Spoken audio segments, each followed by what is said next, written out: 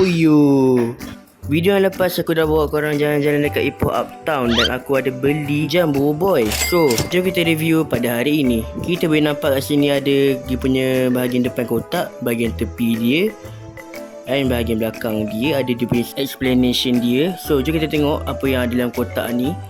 Kita buka-buka, ada keluar jam Boboiboy dia. Nice. So jam Boboiboy ni dia pakai bateri tau, bateri yang apa bulat tu. Dia ada siapkan juga manual untuk kita bahasa Inggeris dan juga bahasa Melayu. So jam ni berharga RM49.50. Cuba korang kat bawah, adakah berbaloi kita beli jam yang macam ni. Lebih kurang macam ni rupa jam dia. Korang boleh tengok, memang sebiji lah jam Boboiboy dalam animasi kan. Dia punya tali pula pakai tali yang macam kau tahu jam G-Shock tu. Lebih kurang macam tu lah dia punya tali jam dia.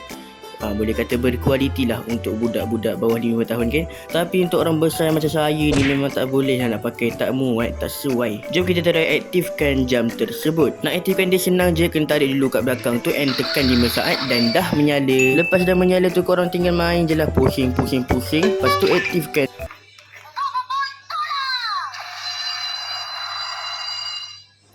Macam tu lah lebih kurang bunyi dia.